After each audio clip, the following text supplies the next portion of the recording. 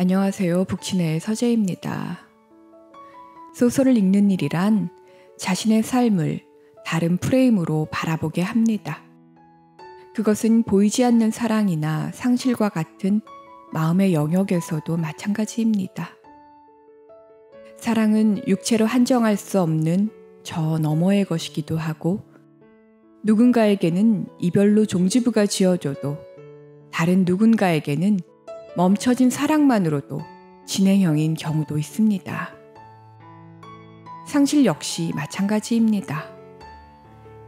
애도의 기간은 저마다 달라 충분히 울어주지 못한 슬픔은 페이드아웃 되듯 자연스럽게 아물지 못하고 여전한 아픔으로 비어져 나옵니다. 여기 깊이 상처 입고 아파본 두 청춘의 절절한 마음이 있습니다. 인생이란 손쓸 수 없는 것이라는 절망 속에 더 이상 상실하지 않으려는 마음과 그럼에도 앞으로 나아가려는 그 어정쩡함 사이에 공상수란 인물이 있습니다. 타인의 눈에 그저 오락가락과 갈팡질팡으로만 보이는 상수의 대책 없음에 고유한 질서와 자기 윤리가 있음을 알아본 사람은 그의 동료 경애입니다. 자기의 윤리를 외부와 공유하는 데 서툴러 왕따가 되어버린 상수와 그리 멀지 않은 곳에 그녀 역시 자리하기 때문입니다. 이 둘은 현실의 효용가치로 본다면 애저녁에 버렸어야 하는 물건들을 단지 마음의 부피를 채우기 위해 가지고 있는 마음으로 설명되는 이 살벌한 능력주의 사회와 맞지 않는 사람들입니다. 소중한 것들을 속수무책으로 잃어야 했던 경애는 나아간다라는 감각 대신 오직 견뎌낸다의 심정으로 살아온 인물입니다. 그리고 이 둘은 오래전 상수의 유일한 친구이자 경애의 이성 친구인 은총이라는 같은 아이를 잃어버렸음을 알게 된 상실의 공동체이며 온라인 연애 상담 페이지 운영자와 회원의 관계이기도 합니다. 소설 경애의 마음은 상수와 경애의 상처와 상실을 깊이 있게 보여줌으로써 비단 그들만이 아닌 우리 역시 서로가 서로를 인식하지 못했지만 돌아보니 어디엔가 분명히 있었던 어떤 마음에 관해 말하는 이야기입니다. 반도미신 영업부 팀장 공상수와 그의 유일한 팀원 박경애는 세상의 잣대로 보면 내놓을 거 하나 없는 낙오자이자 사회생활의 최소한도로 요구되는 유도리 대신 순정한 수치심과 영업직에 절대 어울리지 않는 감수성을 지닌 사람들입니다. 상상할 여지가 없는 삶이란 슬퍼서 견딜 수 없다는 이유로 미신 대신 그것이 감아올릴 시를 보여주는 것으로 영업 전략을 짜는 상수는 낙하산으로 들어왔기에 해고조차 쉽지 않은 산의 골칫덩어리입니다. 경애 역시 마찬가지입니다. 자기소개서에 자신의 가정 환경을 대대로 어렵습니다. 효도하고 싶어요로 적은 이 지나치게 솔직하고 순정한 여자는 이중주차를 해놓으면 그게 회사의 어떤 간부의 차라도 빼달라고 하고 전화를 끊는, 한마디로 조직 생활과는 어울리지 않는 사람입니다. 그녀는 회사의 부당한 해고에 맞서 어느 누구보다 열심히 파업에 동참했지만 노조의 성희롱을 눈감아주지 못해 결국 파업을 망쳤다는 비난과 죄책감으로 회사 생활을 견뎌내고 있는 말단 사원입니다. 아버지 대신 회사를 맡은 아들이 동네 골목 대장하듯 회사를 이끄는 반도미싱은 사내 골칫거리인 상수와 경애를 베트남 집으로 파견시키는 것으로 이들을 정리합니다. 그들은 낯설고 외로운 그곳에서 그들만큼이나 삶이 무거운 조선생과 창식을 비롯한 사람들과 관계를 맺어가면서 서로를 알아가고 견뎌내는 삶 대신 앞으로 나아가는 자기 구원의 방법을 조금씩 익혀가게 됩니다. 우선 경애의 마음은 왜 그렇게 망가져야만 했을까요? 학창시절 피조라는 이름으로 하이텔 영화 동아리에서 활동하던 경애는 자신 이상으로 가난하고 착한 소년 은총을 만나 조용한 연애를 이어나갑니다. 1호선을 타고 구로에서 인천까지 오고 가던 길. 방바닥을 청테이프로 붙여 공간을 나눈 은총의 단칸방에서 그의 할머니가 끓여주신 짜고 쿰쿰한 칼국수를 먹었던 기억 정도가 전부인 이 둘의 사랑이 경애를 무너지게 한 것은 은총을 비롯한 56명의 아이를 구하지 못하고 혼자 살아남았다는 죄의식 때문입니다. 이 에피소드는 실제 1999년 인천에서 일어난 호프집 화재 사건을 기반으로 합니다. 은총을 비롯해 죽은 아이들은 단지 교복을 입은 채 맥주를 마셨다는 이유로 애도조차 받지 못하는 불량 학생으로 낙인 찍히고 그 사이에서 경애는 제대로 슬퍼할 수도 없었습니다. 생물 연대만으로 요약된 은총의 죽음은 경애에게는 지나간 과거가 아니라 여전히 살아있는 상처이자 트라우마입니다. 그리고 다시 시간이 흘러 사귀게 된 산주의 돌연한 이별 통보와 유부남이 된 후에도 그녀를 찾아와 제멋대로 마음에 파문을 일으키는 그로 인해 경애는 마음이 없는 것처럼 살아가고자 할 만큼 망가져 버리게 됩니다. 용기를 내는 일이 주변을 청소하고 아무렇지 않게 자신을 추스리고 햇빛 속으로 들어가는 일이 말처럼 쉬운 것이 아님을 너무도 잘 아는 상수는 언니는 죄가 없다라는 연애 상담 페이지에서 언니가 되어 경애의 상처를 위무해 줍니다. 마음을 어떻게 폐기하냐고 물었지요. 어떻게 하면 그럴 수 있냐고요. 폐기 안 해도 돼요. 마음을 폐기하지 마세요. 마음은 그렇게 어느 부분을 버릴 수 있는 게 아니더라고요. 경애는 자신을 드러내지 않는 익명의 공간 속에서 프랑켄슈타인 프리징이라는 이름으로 꽁꽁 얼어버린 그녀의 마음을 조금씩 녹여냅니다.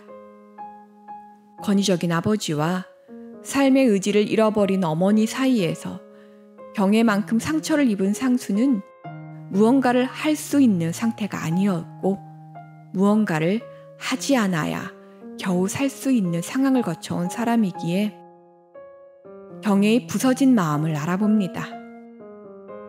그 언니의 말에 조금씩 불행을 건너겠다는 의지를 갖게 된 경애는 그 힘으로 다시 무너져버린 상수를 일으켜 세웁니다. 이후 언니는 죄가 없다라는 페이지가 해킹당하면서 사랑 앞에 상처 입은 이들을 온몸으로 위로해온 상수의 진심이 사기꾼의 그것처럼 매도될 때 경애는 그를 지켜줍니다. 무기력과 절망 속에 문 밖에 나가는 일이 마치 무중력 상태에서 히말라야에 오르는 것처럼 힘든 상수에게 경애는 말합니다. 일어나는 것까지만 해요. 일단 욕실까지만 가는 건데요. 근데 지금은 그것도 어려울 것 같잖아요? 라는 말을 건넨다. 진정한 이해란 자신 역시 떨어져 본 경험이 있어야 가능합니다. 이해는 그 단어가 말해주듯 저 위에서 건네는 위로나 조언이 아니라 오직 언더의 자리에서 스탠드, 즉 서본 사람만이 알 수 있습니다. 그렇다면 상수의 마음은 또 어떤가요? 국회의원을 아버지로 둔 상수는 아버지의 막무가내식 억압과 아무것도 절실할 것 없는 형이 벌이는 폭력 속에서 경애가 그렇듯 소설과 영화 그리고 자신의 유일한 친구 은총이 있어 간신히 학창시절을 버텨내온 존재입니다. 오늘이 어렵다라고 말하는 어머니의 무기력 앞에 아들인 자신이 어머니에게 소중한 존재가 아니라는 사실은 그를 더욱 외롭게 만들었습니다. 과거 은총이 찍었던 영화 마음속에서 외로움과 불안에 한시도 가만히 있지 못하는 이가 지금의 상수임을 경애는 나중에서야 알아봅니다. 상수와 경애는 이들에게 소중했던 은총을 잃은 아픔의 공동체라는 것만으로도 크게 위로받습니다. 그리고 이들의 만년설과도 같은 아픔을 조용히 녹여주는 또 다른 존재가 있습니다. 미싱회사 기술자에게 어울리지 않는 호칭인 조 선생으로 불리는 사람이 그입니다. 조 선생은 미싱은 옷을 만드는 기계이고 옷을 입는다는 것은 어딜 나가 누굴 만나 인간이 되는 행위이니 미싱이란 결국 인간을 인간답게 만드는 기계라고 말해주는 사람입니다. 이토록 마음이 순연한 사람들은 현실의 상처를 견뎌내기 어렵습니다.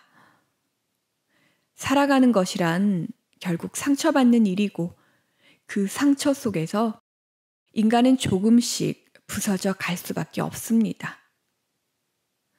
승자 독식의 이 살벌한 사회에서 타인의 불행을 담보로 만들어낸 것은 기회가 아니라 일종의 시험에 가깝다고 여기는 이들은 나 하나조차 지키고 살아가기 힘든 존재들이지만 그럼에도 자신의 곁을 내어 타인의 삶을 보듬어 줍니다. 소설 속 말을 빌려보자면 일상이란 그렇게 나아지다가도 구겨지고 다시 망가지곤 하는 것입니다. 바닥으로 한없이 추락하더라도 반드시 낙하점은 있기 마련이며 바닥을 치고 올라올 수 있는 것은 나를 지켜봐주는 누군가가 있어야 가능합니다.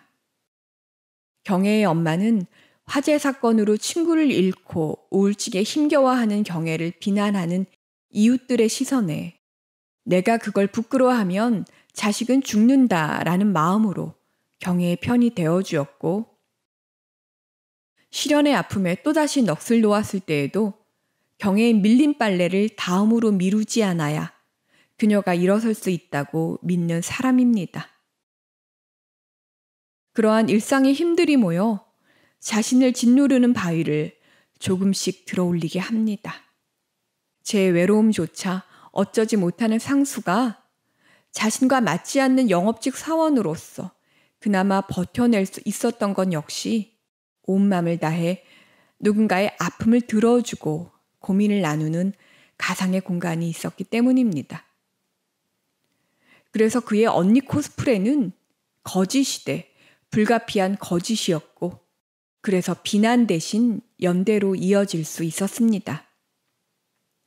우리가 살아가는 지금의 이 경쟁 구도는 누군가 자리를 차지하면 다른 누군가는 밀려야 하는 제로섬 게임과도 같습니다. 하지만 작가는 경애의 말을 빌어 독자에게 건넵니다. 누군가를 인정하기 위해서 자신을 깎아내릴 필요는 없다고. 사는 건 시소의 문제가 아니라 그네의 문제 같은 것이라고. 각자 발을 굴러서 그냥 최대로 공중을 느끼다가 시간이 지나면 천천히 내려오는 것이라고 말입니다. 우리는 시소를 타듯 내가 올라가야 남이 내려가는 것이 아닌 서로의 옆자리에서 그저 자신의 그네를 밀면 됩니다. 때론 누군가 자신의 그네조차 구를 힘이 없을 때 조용히 밀어주는 사람이라면 족합니다. 언니는 죄가 없다를 통한 내밀한 아픔의 드러냄은 소통이기도 하지만 무엇보다 스스로 문제를 해결하고 객관화해 보려는 시간이기도 합니다. 찢기고 상처난 마음도 마음이며 스스로 보듬고 달래는 과정 속에 상처는 서서히 아물어갑니다. 나아가 타인의 아픔과 상처를 살필 여지는 내 상처가 아물 때 비로소 가능합니다. 제 아픔도 어쩌지 못하는 사람이 타인을 돌보기는 어렵기 때문입니다. 황폐하지만 그럼에도 경애와 상수가 아름다울 수 있는 것은 제멋대로 누군가에게 마음을 주었다 거두는 이들이 아니라 누군가를 알아내는 일이란 어떤 형상에 숨을 불어넣어 그의 일부를 갖는 것이라고 여기는 사람들이기 때문입니다. 함께 아파본 이들은 서로에 기대어 더 이상 삶이 초라해지지 않기 위해 최선을 다합니다. 경애는 상수가 언니는 죄가 없다의 언니임을 밝히고 현실 속에 다시 발을 내디딜 수 있도록 끌어주고, 상수 역시 회사의 부당한 대우로 또 한 번 한직으로 내몰린 경애를 위해 용기를 냅니다. 경애는 과거의 자신을 폐기하고 부당한 회사를 향해 저를 유령 취급하지 마십시오. 저는 사람입니다. 라는 피켓을 들고 1인 시위를 벌입니다. 이제 경애는 자신을 부당하게 대하는 것들에 부당하다고 말하지 않는 한 자기 자신을 구원할 수 없음을 믿는 사람이 되었습니다. 구원은 저 혼자 견뎌냄으로써 오는 것이 아니라 적극적인 실천 속에 가능합니다. 죽도록 길을 써봐도 겨우 평균의 삶을 이어갈까 말까 하는 현실의 고됨 속에 우리는 제 몸 하나 간 수가 어려워 타인의 아픔에 애써 눈 감기 마련입니다. 크고 작은 폭력과 부당함은 언제나 그렇듯 도처에 있고 목소리 내는 대신 자기 동굴 속으로 들어가 버리는 것을 택하기는 쉽습니다. 경애와 상수의 분노와 좌절이 어디를 향해 무엇에 대해 분노하고 누구에게 용서를 받아야 하는지를 알지 못하는 것은 비단 작품 속 이야기만이 아니라 우리네 현실이기도 합니다. 인생이란 사랑할 대상을 골라서 사랑하도록 허용하지 않는 것이듯 시련과 고통 역시 마찬가지입니다. 길을 수구해도 결과가 허무한 것은 다반사입니다. 사랑도 그렇고 일도 마찬가지입니다. 한시적 삶을 사는 인간에게 어쩌면 모든 것들은 허망한 것인지 모릅니다. 하지만 결과가 실패라 해서 그것을 했던 나 자신이 없어지는 것은 아니며 그 시간의 의미가 타인에 의해서 판결되는 것이야말로 나 자신에게 가혹한 일이라는 작가의 말은 옳습니다. 살아온 시간, 살아갈 시간의 의미는 어느 누구도 아닌 나 자신에 의해서만 판단되어야 합니다. 마음은 보이지 않는 것 같으면서도 동시에 너무도 잘 읽힙니다. 저 스스로 부끄러워하는 삶에 타인이 먼저 손 내밀지 않습니다. 경애가 그랬듯 마음이 없는 것처럼 살아가기를 선택했을 때 얼마나 망가지고 마는지는 굳이 경험해보지 않아도 아는 일입니다. 마음 없이 한시도 살아갈 수 없기 때문입니다. 작가는 작품 속에서 그렇게 힘든 순간이 왔을 때 말 그대로 힘들어지는 건 당연하다라고 썼습니다. 마음이란 살면서 부서질 순 있어도 그렇게 폐기할 수 있는 것이 아니라고 말해주는 김금희의 위로는 각자의 이유로 힘겨운 우리들에게 따스한 위로를 건넵니다. 이것은 어쩜 우리가 문학을 읽는 이유이기도 하지 않을까요?